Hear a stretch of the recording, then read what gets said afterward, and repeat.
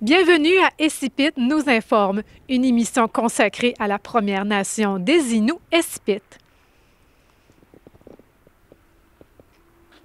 Pour cette première, nous avons rencontré le chef Martin Dufour qui nous vulgarise le projet de traité Petapan.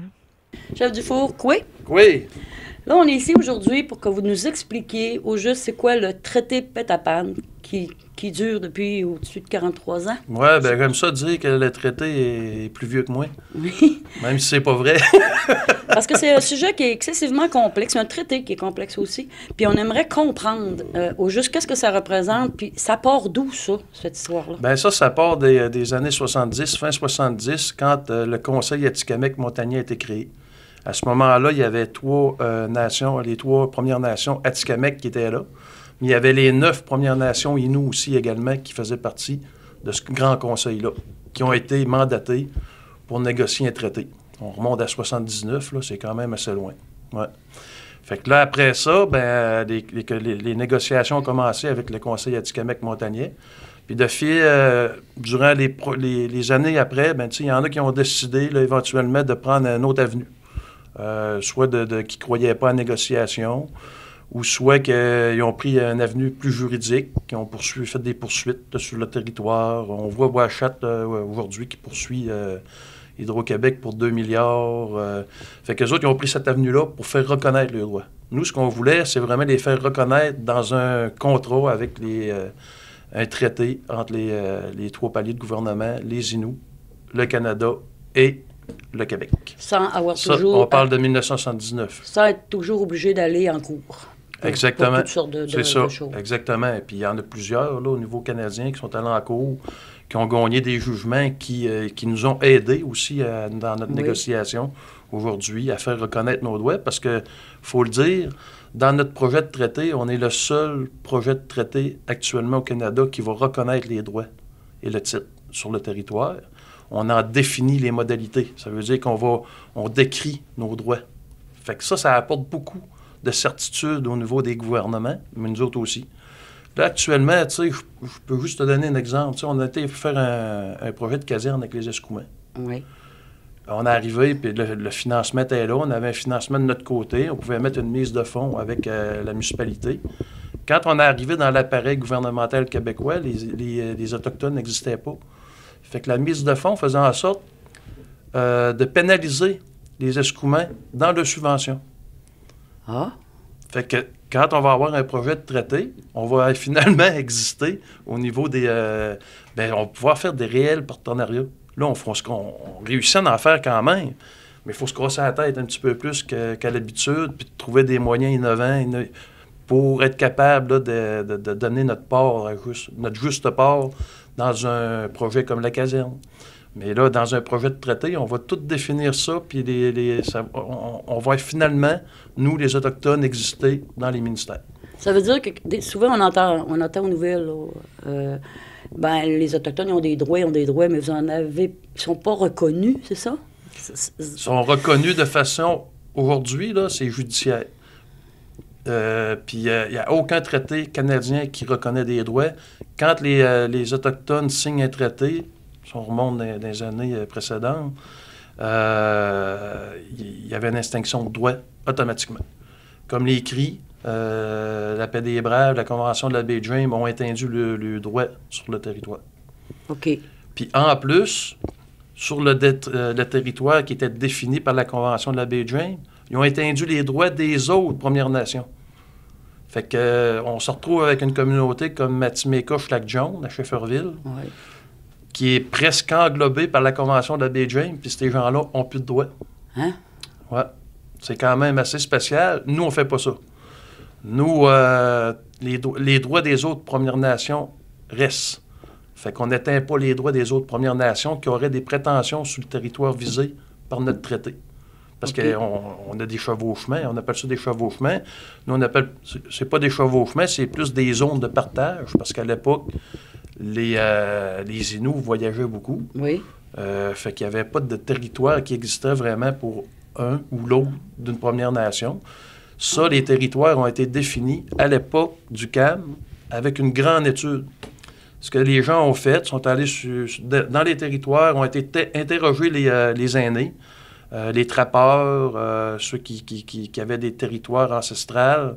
Oui. Puis là, ils ont défini les territoires de chaque Première Nation comme ça. Fait que les territoires que vous voyez, les Nitassinan, Oui. bien ça a été défini là, par une grande recherche à l'époque là, qui remonte Mais gouvernementale. Non, c'est nous qui l'ont.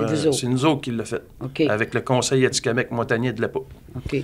Fait que là, on a été capable de définir des territoires parce que la création des réserves, là, c'est le gouvernement qui a fait ça. Tu sais. Oui. Fait que là, après ça, oui, il y a eu des communautés, des réserves, on ne peut pas appeler ça des Non, mais réserves. c'est des communautés, oui. Des communautés qui ont été créées, puis là, il fallait définir une certaine ligne qu'on n'aime pas dire parce que, tu sais, c'est pas dans c'est pas dans notre façon de faire, d'avoir une ligne qui définit des territoires, mais on en a quand même fait.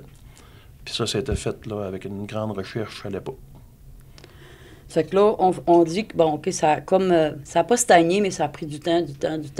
Là, dans les dernières années, surtout dans la dernière année, là, ça a plus déboulé, là, les négociations. Là. Si on remonte, on a quand même eu une entente de principe en 2004 qui a été signée. Là. Ça, c'est une entente de principe d'ordre général qui a été signée entre le Québec, le Canada et les Inuits. Ça servait à? Ça, c'est la base. C'est une entente de principe. Ça définissait là, la base de négociation pour les prochaines années. Okay. Fait que nous, ça fait 20 ans, depuis 2004, une vingtaine d'années, qu'on négocie sur la base de l'entente de principe. Ah, mon Dieu, OK. Ouais. Fait que là, tout se rapporte à ça tout le temps, tu sais. Ah, il faut négocier dans l'honneur de la signature de l'entente de principe. Fait qu'on se rapportait tout le temps ce document-là qui est public en passant. Vous pouvez en avoir une copie, là. L'entente de principe d'ordre général, excusez. Fait que, qui a été signé à l'époque par Denis Ross. Gilbert Dominique a signé, qui est revenu chef. C'est lui qui l'a signé en 2004. Fait que c'est le fun d'avoir quelqu'un là, qui a tout le background de ça. Fait que c'est ça. Là, on négocie depuis les 20 dernières années sur la base de l'entente de principe. Fait que là, finalement, aujourd'hui, là, après 20 ans, puis à l'époque, il disait qu'il mettait 5 ans, je pense, pour négocier un traité. Ça a pris 20 ans. Là, ça va nous prendre plus que 20 ans. Parce qu'on n'a pas encore terminé, là. On en reparlera tantôt, là, mais c'est ça. Là, on négocie sur cette base-là. Fait que là, en gros, c'est Mastoyach, il faut dire. Hein? Mastoyach, oui. Espit et Notashquan. Notashquan, hein? Qui font partie du traité. Oui. Il y en a 2 qui sont sur le bord du fleuve. Oui. Puis une qui est au lac Saint-Jean. Exact. Ça n'a pas rapport, là. C'est juste parce qu'ils ont décidé... C'est parce qu'on est resté là, puis nous, on avait confiance au processus de négociation. Fait qu'on a continué de négocier, puis on était patient, c'est ça, on était patient. En 2004, lors de la signature de l'entente de principe, Pessamit était là. Oui, au début, hein? Oui, eux autres se sont retirés, je pense, en 2005-2006, là. Non, je pense que c'est 2005. Ils se sont retirés parce qu'ils ne croyaient plus. Ah. Mais nous, on est resté là, puis on a continué là, de négocier là, jusqu'en aujourd'hui 2023. Parce qu'on y croyait, puis ça a été difficile, là, les années des conservateurs avec Harper, là. Ça a manqué de casser la table de négociation, là, parce que les grands principes de notre négociation, on était atteints, puis la reconnaissance des droits, il y avait comme l'intention de vouloir l'enlever. Fait que nous, on a gardé on a gardé espoir, puis on a réussi, là, aujourd'hui, en 2023, là, ça, c'est réglé, là, cet aspect-là, avec les 2 paliers de gouvernement. Les droits vont être reconnus dans notre traité. Ça vaut la peine de continuer d'espérer. Oui, exactement. Ça a valu la peine d'être patient. Là, dans ces 20 ans-là, vous avez quand même, au travers de tout ça, réussi à avoir un peu du territoire. Je pense, par exemple, à les fêtes, là. Ça a été changé. Tu sais, on parle d'Inuassi. Ça, c'est des territoires. Inuassi, ça va être des territoires en pleine propriété pour la Première Nation.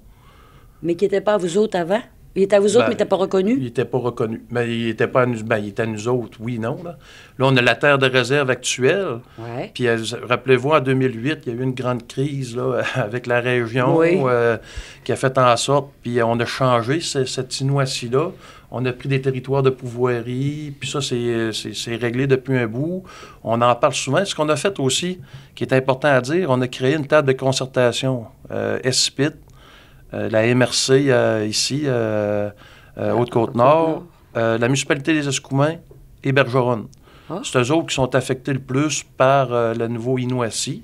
Fait qu'on se parle environ là, un bon 3 fois par année, à part la pandémie là, qui nous a rentré un peu dans le corps, mais on se parle assez souvent, on lui dit du contenu, on essaie de les mettre à jour là, sur tout l'aspect de la négociation, pour pas qu'ils disent, ben là, c'est une surprise. Non, il n'y a pas ça. Nous autres, on veut avoir une cohabitation harmonieuse et pacifique avec nos voisins, puis ça part par une bonne communication. Fait qu'on a créé cette table-là qui est là depuis...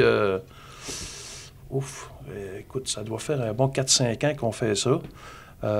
Puis on a M. Luc Imbeau qui nous aide là-dedans. Là. Si vous avez la chance de le rencontrer, Luc, c'est le conciliateur du Québec pour le SAA.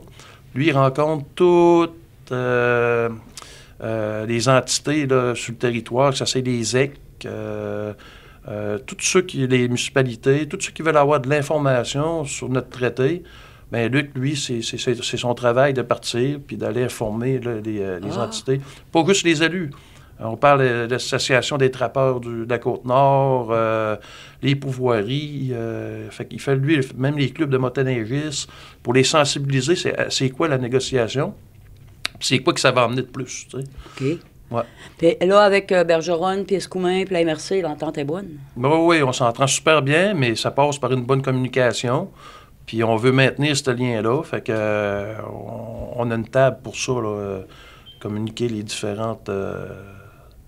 comment je pourrais dire, les différents avancées de la négociation. Si on vient au traité, oui. Vous demandez quoi? Ce qu'on veut exactement, c'est s'autodéterminer. Tu sais, on est là depuis des millénaires. Plus longtemps que nous autres, oui. On est là depuis des millénaires, puis tu sais, on a toujours réussi à se gouverner. Puis, tu sais, ben maintenant, dans ce traité-là, c'est une des grandes choses, c'est que ça va reconnaître l'autodétermination des Premières Nations.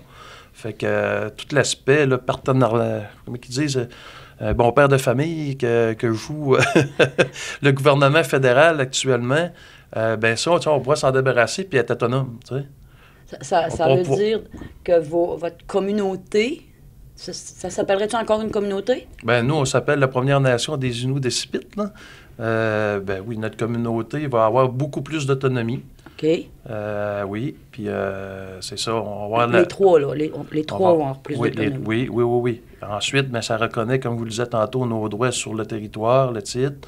Il y a 28 chapitres, on parle d'environnement, on parle de patrimoine, on parle de culture, de la langue Inuit-Mun, tout l'aspect des activités traditionnelles Inuit-Tun. La pratique de la chasse, de la pêche. Si je comprends entre les lignes, vous allez être un gouvernement autochtone, non? Oui, c'est ça? Bien, on est déjà pas mal, tu sais, on gouverne déjà pas mal, il faut dire, on a l'aspect de développement social ici, on a les logements, on gère l'éducation, la santé, mais là, ça va aller encore plus loin, tu sais, on va gérer encore plus loin, là. On veut être de réels partenaires sur le territoire, puis on veut que ça soit clair pour tout le monde. Fait que quand on parle de certitude, dans le projet de traité, ça, on va apporter ça pour vous, à nous autres, aux deux paliers de gouvernement. Vous parliez de la caserne tantôt. Ouais. Fait que, tu sais, quand on va faire un partenariat avec quelqu'un, ça va être défini clairement dans le traité, puis il va y avoir un chemin qu'on va être capable de prendre, tu sais, puis...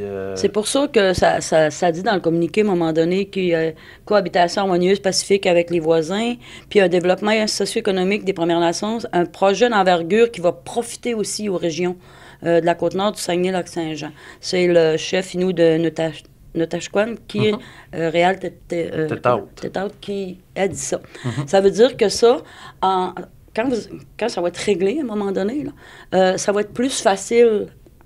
Oui, de faire des partenariats. Ah oui, exact. Là, on parlait, tu sais, comme vous avez des pourvoiries, là, je vais me concentrer sur Estipite parce que je connais un peu moins les deux autres. Il n'y a pas de problème.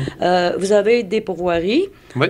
Mais si on dit, bon, que les non-autochtones, ils ont le droit d'aller aux pourvoiries. C'est pas juste pour les Autochtones. Oui. Il faut que le monde comprenne ça, là. Il y a la chasse qu'on dit, on a toujours, tu sais, le monde a toujours dit, les Autochtones, ils peuvent chasser le nombre d'animaux qu'ils veulent. Il y a un respect là-dedans, là. Vous faites pas ça, là. Non. Nous, ici, on a un code d'éthique, puis ça se retrouve dans le projet de traité aussi, qui est basé sur la conservation de la faune. Écoutez, là, à l'époque, on avait un filet là, qui était installé ici à l'entrée de la communauté pour le saumon. Okay? Ouais. C'est un exemple que je vous donne. On faisait une distribution dans la communauté. Quand on avait fait un tour, on arrêtait. À un moment donné, on s'est aperçu que la pérennité du saumon, la population était en train de descendre. On s'est ajusté. On l'a mis une fois par année seulement pour faire un macoucham. Un macoucham, c'est un festin. Vous savez c'est quoi. Là, on a complètement arrêté.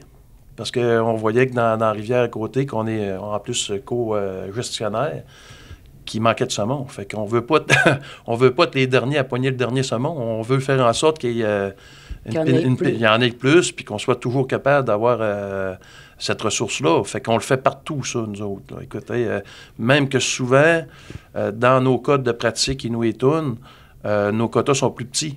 T'sais. Pourquoi? Ben, parce qu'on veut faire en sorte qu'il en reste sur le territoire. OK. Vous savez, on a le droit à un orignal par famille. OK. Vous n'allez pas chasser 7-8 orignaux comme il y en a qui pensent puis qui disent. Il y en a qui disent ça aussi. En passant, il y a des Québécois qui chassent 7-8 orignaux, oui. Vous ne le savez pas, hein? Fait que ça ne veut pas dire qu'il y en a un qui le fait qu'on le fait tout non plus. Tu sais, non, mais vous avez des règlements de ce côté-là. Oui, on se balise. Puis comme vous le dites, tout ça est fait dans le but de conserver la faune, la ressource. Oui. Vous demandez... En passant, je prends un exemple parce qu'on pêche l'oursin, puis on a été les premiers à demander une étude sur le banc d'oursin qui est à Pointe aux Alouettes, là, en avant de Baie-Sainte-Catherine, parce qu'on voulait qu'il n'aille encore. Il y a bien des États, le Maine, qui ont éteint la ressource, l'oursin. Puis nous, c'est pas ça qu'on voulait. Fait qu'on on a fait en sorte d'avoir un calcul de la ressource pour, ben si c'est 3 jours pêche qu'il faut faire, je dis n'importe quoi, là, je pense qu'on a 20 jours pêche. Moi, 18, puis ben on en fera rien que 3, puis on va arrêter. Ah, OK. Vous comprenez? Même si vous avez droit à, mettons, 18, vous pouvez dire, ben non, regarde, on va en faire rien que 3. Parce oui, puis on va pouvoir pêcher 50, 60 ans, tu sais. Fait que on a tout le temps eu cet aspect-là. Puis quand on a acheté des pourvoiries, puis moi, je n'étais pas là à l'époque, les premières, on s'est souvent fait dire, ben ils vont vider les lacs. Oui. Ils vont vider les lacs, les autres-là. Là. Oui. Ben, aujourd'hui, je suis fier de vous dire que dans toutes nos pourvoiries, là, ben, c'est du poisson indigène qu'on a. Puis il y a de l'orignal partout. Fait que on n'a pas manqué notre coup. On a été des premiers à calculer comment est-ce qu'on pouvait prendre de poisson dans un lac pour sa capacité, vous comprenez? Fait qu'il y a du poisson indigène partout, sauf au lac Adjumi, là, que des fois, on triche un petit peu, mais c'est normal. Mais vous dites que vous trichez, mais vous avez le droit. Ben ouais, c'est pas une tricherie.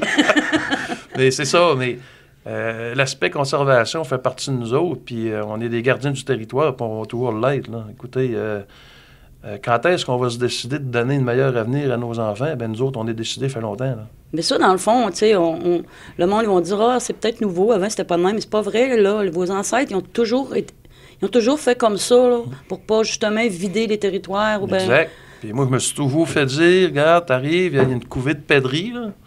Ben laisse-en 2, 3, parce que si t'en laisses pas, il n'y en aura plus l'année prochaine. Fait que moi, c'est intégré en moi, puis je pense que la plupart des gens ici à Ispit sont comme ça, là. OK. Fait que... Vous demandez des redevances pour certaines choses au gouvernement. Bien, pas nécessairement au gouvernement. Oui, ça, c'est un aspect qui reste.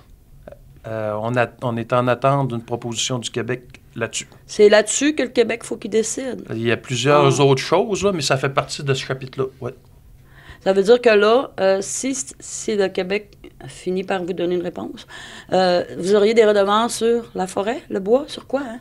Sur beaucoup de choses. Oui, bien, c'est ça. C'est plus les aspects miniers. Parce que là, vous n'en avez pas. Là, actuellement, pour avoir des redevances, il faut faire un ERA. Ça, c'est un entente répercussion-avantage avec les minières. Ou, c'est pas une minière, ça peut être autre chose, là, mais si on n'a pas une entente avec le promoteur, on n'a rien. Fait qu'il faut toujours faire des ententes. Oui, puis souvent, là, les promoteurs viennent nous voir parce qu'ils veulent avoir une certitude pour que les investisseurs investissent. Puis si les Autochtones ne font pas partie, bien souvent, du groupe, bien là, c'est plus dur d'aller chercher des investisseurs. Mais ça a été causé par des actions juridiques qui ont été portées par certaines Premières Nations. Sans ça, on ne serait pas là. Fait que, tu sais, les deux ensemble font en sorte qu'aujourd'hui, nous, on est rendu là, tu sais, mais avec peut-être un meilleur projet de traité qu'on aurait pu l'avoir il y a 10 ans, tu sais. OK. Parce qu'il y a eu de la jurisprudence dans le temps.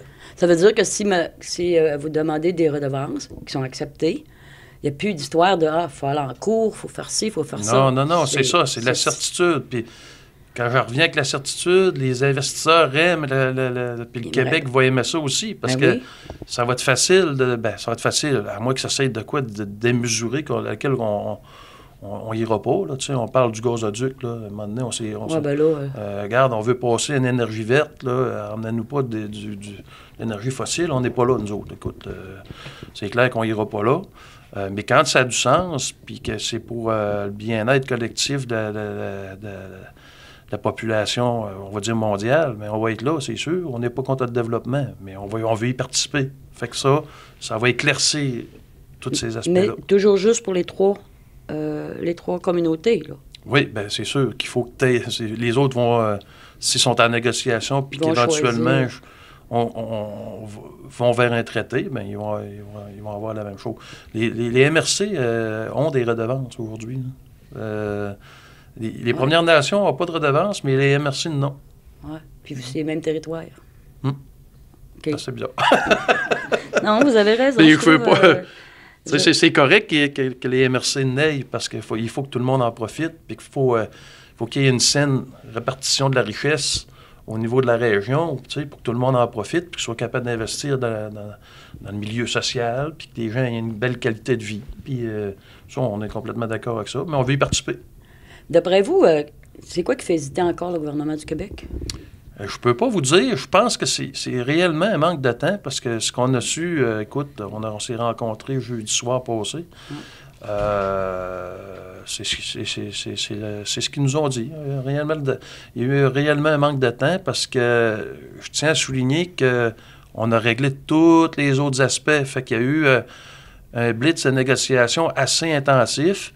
Puis ils étaient là. Écoute, ils ont fait des efforts. On a fait beaucoup d'efforts, nous, avec la gang de Pétapan, avec la gang de Carl Neptune, qui est notre négociateur, je tiens à souligner. Puis également, le Canada, là, écoute, tout est réglé. Fait que c'est quand même historique ce qui s'est produit. On a une entente, là, actuellement, avec le Canada. Fait qu'on on donne un peu de temps. Vous voyez que le dossier est très complexe. Oui, très. Fait qu'on donne le temps au Québec de nous revenir là, avec des propositions. Là. On a demandé au premier ministre qu'il s'investisse. On a envoyé une lettre là, à laquelle on demande une rencontre assez urgente pour faire en sorte que là, ça débloque, puis qu'on ait les derniers détails des propositions, qu'on puisse l'apprécier, puis voir si c'est correct aussi. Parce qu'après ça, vous allez faire un référendum dans les trois communautés? Après là, nous, ce qu'on fait, c'est que là, les trois conseils vont apprécier le contenu du traité. OK. Si on décide à ce niveau-là de dire on le présente, on demande aux trois négociateurs de paraffer le traité, ça gèle le texte. Là, ensuite, on part pas en référendum, on part en consultation. On va présenter ça à notre population. Qui sont quand même un peu au courant, là. Oui, mais nous, des grosses lignes, oui, ils sont quand même très au courant. Pas très au courant, mais il y a des choses qui ont changé. Fait que là, on a le d'ouvrage, nous autres, là. On s'en va présenter ça au niveau de nos trois populations. Puis de façon démocratique, là, ça va être à chaque personne de décider s'ils en veulent ou pas. Ah. On va avoir un référendum là, d'ici, le temps de tout faire ça, là, on va dire 3 ans et demi. Là. Ah mon Dieu, c'est encore long, là. Oui, bien, écoutez, là, nous, là, avec le nouveau jugement, puis tout le fait que le fédéral a enlevé le sexisme de la loi sur les Indiens, là, on a triplé de population. Fait qu'il y a des gens qui partent de zéro. On aimerait ça aller lui présenter le contenu. Il faut prendre le temps de le faire. Fait que 2 ans, je vais vous dire, ça sera pas de trop. Là. Okay. On a parti de 450 membres, puis on est rendu là, 1500 à date d'aujourd'hui, puis ça monte encore. Les hors-réserve, ils comptent. Oui. Oui. Il faut aller présenter ça à l'ensemble de la population là, des membres des SPIT. Ouais. OK. Là, fait que si on résume bien simplement, vous aviez déjà, ce qu'on peut dire, peut-être, je ne sais pas si on peut appeler ça des droits, bon, on parle des taxes, on parle des impôts, peut-être. Ça c'est l'aspect fiscal. Déjà ça, mais ça ne partira pas. Vous allez avoir encore ça. Ça, on a été chanceux. Bien, on a été chanceux au niveau pan-canadien, là, il ne s'est pas signé un traité depuis 2014 à cause de cet aspect-là, parce que le fédéral nous exigeait d'avoir un régime fiscal. Okay. Mais là, ça, c'est disparu.